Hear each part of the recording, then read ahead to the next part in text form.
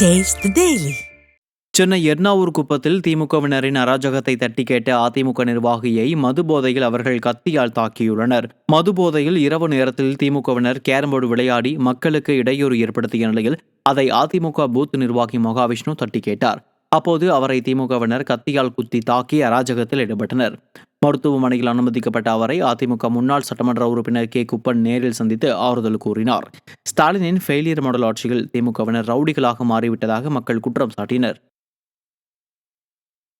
அரசு உதவி பெறும் பள்ளிகளில் படிக்கும் மாணவர்களுக்கும் 7.5% இடஒதுக்கீடு வழங்க வேண்டும் என்று தமிழ்நாடு அரசு உதவி பெறும் தனியார் பள்ளி கூட்டமைப்பு வலியுறுத்தியுள்ளது.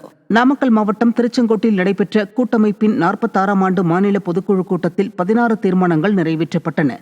பின்னர் செய்தியாளர்களிடம் பேசிய நிர்வாகிகள், அரசு உதவி பெறும் பள்ளிகளில் பணியாற்றும் ஆசிரியர்களை அரசு ஊழியர்களாக பணியமர்த்த வேண்டும் என வலியுறுத்தினர்.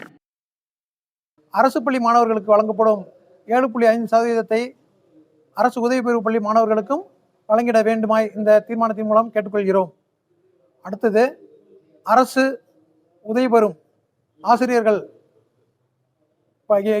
பணியின் போது இறக்க நேரிட்டால் அவர்களுடைய வாரிசுகளுக்கும் கருணை அடிப்படையில் வாரிசு வேலை வேண்டுமாய் இந்த தீர்மானத்தின் மூலம் கேட்டுக்கொள்கிறோம்.